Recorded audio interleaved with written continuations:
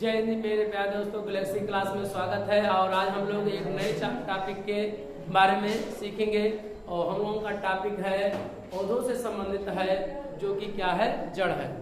यानी जड़ को हम लोग इंग्लिश में क्या कहते हैं, रूट कहते हैं, और उसे और क्या कहते हैं, मूल भी कहा जाता है। तो यानी जड़ के तीन रूप कौन कौन, जड़ कह सकते हैं हम लोग, मूल कह सकते हैं, और उसे अंग्रेजी में क्या कह सकते हैं, रूट कहते हैं। इसके जो जनक हैं थियोफ्रेस्टस हैं, यानी जड़ के जनक थियोफ्रेस्टस हैं। और किसी भी जड़ को समझने के लिए पहले नंबर की सेम का मान लिया जाए, बीज लिया जाए। सेम का बीज लीजिए या मटर के पौधा आप लीजिए, आप देखेंगे उसमें हल्का सा छिद्र एक रहता है उसमें। अगर उसमें आप देखेंगे दो पार्ट होते हैं, उन दोनों पार्टों के बीच में एक छोटा सा हल्का सा पदार्थ रहता है, जो हम लोग बीज का क्या करता है, वो कार्य करता है। वो बीज क्या मान लिया जाओ, किसी भी मटर को बोया जाएगा तो उसमें एक तो ऊपर की शाखा निकल जाएगा, एक नीचे की ओर क्या होगा, शाखा निकल जाता है। तो ऊपर की ओर जो निकलता है उसे प्रांकुर कहते हैं। क्या कहते हैं, प्रांकुर। बीज के दो पार्ट, एक प्रांकुर और एक क्या होता है, मूलांकुर। जो ऊपर जाता है तो जो तने का प्रांकुर का जो विकसित रूप होता है वो तना होता है। हम लोग तने को बाद में पढ़ेंगे। हम लोग प्रांकुर जो मूलांकुर है या मूलांकुर, इसका विकसित रूप क्या कहलाता है, जड़ कहलाता है। अगर हम अपने शब्दों में कहें कि जो जड़ हम पेड़ पौधों में देखते हैं, जो नीचे वाला, ये किस चीज का भाग का विकसित रूप है, तो कौन सा विकसित रूप है, मूलांकुर। क्या है वो, बात समझे कि नहीं। यानी मूलांकुर ही क्या है, वो जब छोटा रहता है तो मूलांकुर जब जड़ रहता है, और जब बड़ा हो जाता है तो उसे हम लोग क्या कहते हैं, जड़ कहते हैं। यानी मूलांकुर का विकसित रूप क्या कहलाता है, जड़ कहलाता है। जड़ के कितने प्रकार के होते हैं, जड़ क्या होता है, हम लोग जानेंगे। क्या होता है, विकास, यानी विकास। इसके जो जनक है, जड़ के जो जनक है वो क्या होते हैं, थियोफ्रेस्टस होते हैं। दूसरा इसका मूलांकुर का जो विकास रूप यानी विकसित रूप होता है। विकसित माने क्या होता है, जिससे आप छोटे हैं, आप वही छोटे हैं जो माँ के आप पेट में थे। आप वही हैं जो एम्ब्राज होता था, आप वही हैं जो नर युग्मक और मादा युग्मक, आपके माता पिता की एक देखा जाए तो कोष का मिलकर दोनों का एक संयुक्त रूप हुआ था निषेचन के उपरांत, और एक कोष का क्या हुआ था, निर्माण हुआ था। वही भ्रूण है आप, जो हाथ पैर अभी आप कुछ कार्य कर रहे हैं, वही भ्रूण है आप, और बड़े हो जाएंगे, आपके द्वारा संतान उत्पन्न किया जाएगा हमारा। वही विकसित रूप क्या होगा, बेबी होगा, बेबी से बच्चा होगा, बच्चा से आदमी होगा, सब इस तरह से उसके रूप क्या होते हैं, बदलते हुए चले जाएंगे। तो ऐसे मूलांकुर का जो विकसित रूप देखेंगे, बड़ा रूप देख रहते हैं, वह क्या होता है, जड़ होता है। तो जड़ के हम लोग क्या पढ़ेंगे, जड़ के दो भाग होते हैं, मुख्य रूप से दो भाग। क्या क्या होता है, एक रूट हेयर होता है, एक रूट कैप होता है। ये रूट हेयर और रूट कैप क्या होता है, जो रूट हेयर होता है ऐसे रोमन बाल जैसी संरचना होती है। जो मोटा सा जड़ होता है जिसे मुसला जड़ कहा जाता है, तो मुसले जड़ में रोमादार ऐसे क्या होती है, बाल नुमा जैसी संरचना बाहर क्या होती है, निकली रहती है। ऐसे इस तरह से बाल जैसी समान क्या होती है, संरचना होती है। इसका क्या कार्य है, अगर इसके किसी भी पौधे की इसके सभी रोमों को क्या किया जाए, तोड़ कर काट कर क्या छिलके निकाल दिया जाए, तब पौधे को लगाया जाए तो वह पौधा लगेगा नहीं। ऐसा क्यों, क्योंकि जो रूट हेयर है या जल का क्या करता है, अवशोषण करता है। और रूट हेयर जल का अवशोषण करता है, जबकि जो रूट कैप है मिट्टी को नीचे की ओर खोदने का क्या करता है, कार्य करता है। तो जड़ के दो भाग बहुत महत्वपूर्ण हैं, कौन कौन, रूट हेयर और रूट कैप। ये रूट कैप आप देखते हैं कि पेड़ पौधा लगा देते हैं, धीरे धीरे उसकी जड़ें नीचे की ओर हो जाते। कोई खोद के कहता है कि जाके नीचे जाइए, नीचे की ओर जाइए, कोई नहीं कहता। पेड़ पौधे की जड़ों को कोई कहता है कि नीचे जाइए, क्यों नहीं ऊपर चले जाता, क्यों, उसमें एक रूट कैप लगा है। वह रूट कैप क्या करता है, वह जमीन को खोदने का क्या करता है, कार्य करता है, जिसे हम लोग क्या कहते हैं, मुसला जड़ कहते हैं। क्या कहते हैं, ठीक है। फिर क्या रूट हेयर क्या करता है, यही रूट हेयर जो महीन रोआ टाइप होते हैं, ये क्या करता है, जल का क्या करता है, अवशोषण करता है। जमीन में जो जल है, जल को क्या करता है, अपनी ओर खींचने का क्या करता है, कार्य करता है। यानी रूट हेयर जल का क्या करता है, अवशोषण करता है। आगे चलिए, रूट हेयर हो गया, यानी जड़ के दो भाग होते हैं, कौन कौन? रूट हेयर और क्या होगा? Root cap. रूट कैप क्या करता है? मिट्टी को खोदने का क्या करता है? कार्य करता है। जबकि रूट हेयर क्या करता है? जल का क्या करता है? अवशोषण करता है। अच्छा, जड़ का क्या कार्य है? जड़ का यही कार्य है, उसे यांत्रिक सहायता प्रदान करना है। क्या करना? यांत्रिक सहायता प्रदान करना है। यानी रूट यानी जड़ का क्या कार्य है? जड़ का कार्य होता है यांत्रिक सहायता प्रदान करना। ये पौधों में क्या करता है? या खड़े रखने में क्या करता है? मदद करता है। जैसे हवा चलता है तो जो जड़ें हैं ये उसको क्या करती है? नीचे से जकड़े रहती हैं, फैली रहती हैं चारों ओर से, जिसके कारण झुक कर क्या होता है? फिर इधर उधर करके क्या होता है? खड़ा हो जाता है। यानी उसे खड़ा रहने के लिए भी क्या करता है? वो सुरक्षा क्या करता है? प्रदान करता है। अगला चलेंगे जड़ के प्रकार।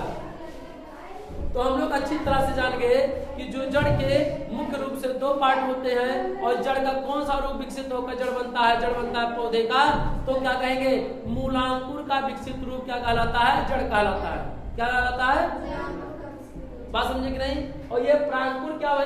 इसका जो ऊपर बनेगा ये क्या होगा? तो ये प्रांग क्या बनता है? तना बनता है जाकर। इसी का प्रांकुर का विकसित रूप क्या कहलाता है? तना कहलाता है। और मूलांकुर का विकसित रूप क्या कहलाता है? जड़ कहलाता है। जड़ के दो भाग होते हैं, कौन कौन? एक रूट हेयर होता है और रूट क्या होता है? कैप होता है। रूट हेयर जल का अवशोषण करता है, जबकि रूट कैप मिट्टी को खोदने का क्या करता है? कार्य करता है। तो अब चलेंगे हम लोग जड़ के प्रकार। जड़ के प्रकार कितने होते हैं? जड़ कई प्रकार के होते हैं। हम महत्वपूर्ण जड़ों को केवल मात्र रूप से लिखे हैं। पहला एक मुसला जड़ है। यह सभी पौधों में क्या किया जाता है? पाया जाता है। तो मुसला जड़ है, मुसला जड़ में जो सीधे नीचे की ओर गया रहता है जमीन के अंदर, तो हमारा क्या रहता है? मुसला जड़ रहता है। ये क्या होता है? अन्य की अपेक्षा क्या होता है? ये मोटा होता है। वह तने से डायरेक्ट होकर आया रहता है। माने तने का एक छोटा सा अल्प विकसित रूप क्या होगा? तने का छोटा सा रूप जो नीचे की ओर जाता है, जिसे हम लोग कहा दें जो मूलांकुर का मोटाई से रहेगा, इसका धीरे धीरे क्या होगा? पतला होता चला जाएगा। वही रूप हमारा क्या होता है? मुसला जड़। यह सभी पौधों में क्या होता? पाया जाता है। इसके टूटने से क्या होगा? यदि मुसला जड़ टूट जाएगा तो इसके रूट हेयर भी क्या हो जाएगा? टूट जाएगा। तो जल का अवशोषण नहीं हो पाएगा, और रूट कैप भी टूट जाएगा। तो मिट्टी को खोदने का जो कार्य करता है वो भी क्या हो जाएगा? बंद हो जाएगा। इससे क्या होगा कि पौधा क्या हो जाएगा? सूख जाएगा। आगे चलिए। तो यानी मुसला जड़ जो होता है सभी पौधों में पाया जाता है। कभी कभी किसी भी पौधों को आप देखे होंगे, आप गाड़ देते हैं तो मुसला जड़ टूट जाता है, फिर भी क्या होता है? वो लग जाता है पौधा। ऐसा क्यों? क्योंकि उसमें रूट पाए जाते हैं। आप देखेंगे महीन रोए टाइप में रहता है जड़ में, वो जल का क्या करता है? शोषण करता है। और धीरे धीरे जो यहाँ से मान लीजिए यहाँ से टूट गया तो अपने आप धीरे धीरे क्या होगा? बढ़ जाएगा। लेकिन अगर ये बढ़ेगा नहीं तब तो क्या हो जाएगा? धीरे धीरे पौधा क्या हो जाएगा? सूख जाएगा। ठीक है। तो कभी कभी आप देखते होंगे कि पौधा लग तो गया, बाद में क्या हो गया? सूख गया। कभी कभी मोटी जड़ी होती है, मुसला जड़ रहता है, ये रोए धीरे धीरे क्या होते हैं? टूट जाते हैं। अगर ये रोए टूट जाते हैं तो जल का अवशोषण नहीं हो पाएगा, जिससे पौधा पे क्या हो जाएगा? मुरझा जाएगा आपका। दूसरा परजीवी, ये जड़ जिस पेड़ पे रहता है उसी से जल क्या लेता है। जैसे क्या है? अमर बेल जो है पौधा होता है, या जिस पौधे पे रहता है उसी से क्या करता है? जल का क्या करता है? अवशोषण कर देता है। दूसरा एक ऐसा पौधा होता है अधिपाद। क्या होता है? अधिपाद। ये जड़ क्या होता है? कैसे जड़ होती है? दूसरे पौधे पर रहता है तथा जिस पेड़ पर रहता है उससे जल नहीं लेता है। माने दूसरे पौधे पर तो ये निर्भर रहता है। इसे अधिपाद इसलिए कहा गया कि इस पौधे पे तो रहता है लेकिन परंतु उससे जल नहीं लेता। तब किससे वह जल लेगा? वायुमंडल में नहीं, हवा में। हवा में जल की मात्रा है कि नहीं है? तभी तो हवा लगने पर ठंड लगता है। यानी जल की बूंदे उसमें हैं, यानी जल की बूंदे हैं। तो इस तरह से जो अधिपाद यानी पेड़ पौधे ऐसे होते हैं, कुछ ऐसे भी जड़ें होती हैं, पौधों की जड़ें होती हैं जिसमें वह दूसरे पौधे पे रहता है परंतु उस पौधे से जल नहीं लेता, वह हवा से जल लेता है। तो इस प्रकार की जो जड़ें होती हैं उसे क्या कहते हैं? अधिपाद कहते हैं। क्या कहते हैं? अधिपाद कहते हैं। चौथा है अपस्थानिक। क्या होता है? अपस्थानिक। ये अपस्थानिक दो प्रकार के होते हैं। नंबर एक स्तंभ, नंबर दो अस्तंभ। नंबर एक स्तंभ क्या है? जैसे मान लीजिए बरगद है। बरगद की जड़ें जो आप देखे होंगे डायरेक्टली शाखा से आकर नीचे की ओर आई रहती है, अर्थात 90 अंश में आई रहती है कि नहीं? नीचे की, अगर मान ली बरगद है तो नीचे की ओर डायरेक्ट जमीन की कहीं ओर रह जाती है। तो जो जमीन की ओर 90 अंश के अंदर की ओर प्रवेश करती है तो उसे कौन सी जड़ें कहते हैं? अस्तंभाकार कहते हैं। क्या कहते हैं? अस्तंभाकार जड़ें कहते हैं। और अस्तंभाकार जो जिसे गन्ना और क्या हो जाए मकई, मैंने ऐसा हो जैसे मान लीजिए आपके सामने एक चित्र बनाए, ऐसे जड़ बनाए, ऐसे इस तरह से मान लीजिए जड़ है, तो आप देखिए ऐसे जड़ें भी बाहर से निकली जाती है। ऐसे देखे रहते हैं कि नहीं? ऐसे इस तरह से गन्ना में आप देखे होंगे तो बगल बगल से निकला रहता है कि नहीं? तो वो आप देखेंगे डायरेक्ट वो मट्टी में नहीं गया रहता, ऐसे इस तरह से रहता, 45 अंश 60 अंश के झुकाव के कोण पे ऐसे घूम कर गया रहता है नीचे की ओर। और बरगद का क्या होता है? डायरेक्ट नीचे की ओर जमीन में गया रहता है। तो जो डायरेक्ट 90 अंश पे जाता है उसे अस्थानी कहा जाता है, और जो 90 अंश पे ना होकर किसी कोण पे जब जाता है जमीन के अंदर उसे क्या कहते हैं? अपास्थानी कहते हैं। क्या कहते हैं? जिसे हम लोग अस्तंभ कहते हैं। क्या कहते हैं? जैसे गन्ना और मकई, गन्ना और मकई, तो गन्ना और मकई के आप देखेंगे उनकी तने, आप देखेंगे जड़ें बाहर की ओर क्या होती हैं? निकली रहती हैं, जो किसी कोण पे ऐसे इस तरह से निकल जाती हैं। आप चरी का नाम, चरी भी देखे होंगे, तो चरी का आप देखेंगे जो जड़ें होती हैं ऊपर से मिट्टी के ऊपर से थोड़े 1 2 4 इंची 5 इंची 6 इंची पर आप देखेंगे बाहर की ओर क्या होते हैं? निकली रहती है और फिर जमीन के अंदर गई रहती है। तो इस प्रकार के हम लोग क्या कहेंगे? अस्तंभ जड़ें कहते हैं। क्या कहते हैं? तो इस प्रकार से हमारा जो ये जड़ है, जड़ रूप से पढ़ लिया गया है कि जड़ हमारा क्या है। कोई आपसे पूछे जड़ क्या है तो आप कहेंगे कि मूलांकुर का विकसित रूप क्या कहलाता है? जड़ होता है, या जड़ कहते हैं। फिर क्या होगा? मूलांकुर में क्या कर, ये मूलांकुर होगा, इसके जो जनक होते हैं तो इसके जीव जनक क्या होते हैं? क्या होते हैं? थियोफ्रेस्टस होते। क्या? थियोफ्रेस्टस। इसके जो जनक है थियोफ्रेस्टस है। यहाँ पर जड़ किया है आपने रूट एरिया बना दिया गया है और रूट कैप भी बना दिया गया है। यहाँ एक बीज है, आप बहुत से बीजों को देखे होंगे जो मूलांकुर होता है नीचे की ओर से यहाँ से चला जाता है नीचे की ओर, यहाँ पर। तो जो नीचे गया रहता है उसे मूलांकुर कहते हैं, और जो ऊपर गया होता है उसे प्रांकुर कहते हैं।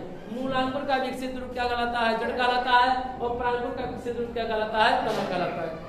और जड़ के कितने प्रकार होते हैं? जड़ मुख्यतः के 4 प्रकार के मुख्यतः होते हैं, और भी प्रकार है महत्वपूर्ण रूप से वो नहीं है हमारे रूप से ये है हमारा। बरगद का पेड़ कैसा होता है? अस्तंभ होता है।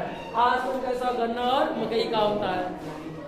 आदिपाद दूसरे पौधे पर तो रहता है पर उस पौधे से जल नहीं लेता, तब किससे लेता है? वायु से लेता है।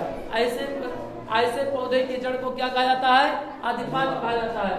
परजीवी परमाणु जो दूसरे पे क्या रहे? निर्भर रहे, तो जिस पेड़ पे रहता है उसी से जल लेता है या जल का अवशोषण करता है, जिससे क्या? अमरवेल। अमरवेल का पौधा ऐसा है कि जो दूसरे पौधे पे क्या होता है? उग जाता है अपने आप, और उसी जड़ से क्या करता है? उसी पेड़ से जल लेने का क्या भी करता है? कार्य करता है। जैसे पौधे का नाम क्या है? अमरवेल है। मुसला जड़ सभी पौधों में पाया जाता है। मुसला जड़ सभी पौधों में पाया जाता है, चाहे जो प्रकार का पौधा हो, सभी प्रकार के पौधों में मुसला जड़ क्या हो जाता है? पाया जाता है। और क्या करता है?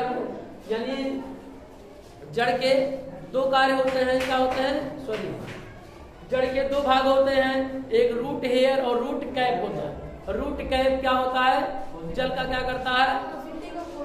मिट्टी को खोदने का कार्य कौन करता है? रूट कैप करता है। रूट हेयर क्या करता है? जल का अवशोषण करता है। हमें उम्मीद है कि आप बेहतर से सीखे होंगे इसके बारे में, जड़ के बारे में। और जड़ को ही अंग्रेजी में क्या कहा जाता है? रूट कहा जाता है। इसे हम लोग क्या कहेंगे? हिंदी में क्या कहते हैं? मूल भी कहते हैं। तो हम लोग क्या करेंगे? अब हम लोग यह पौधे का दूसरा पार्ट है। अब हम लोग क्या सीखेंगे? दूसरे पार्ट के बारे में, यानी तना के बारे में क्या करेंगे? सीखेंगे। हमें उम्मीद है कि आप बेहतर से सीखे होंगे। जय हिंद, जय भारत।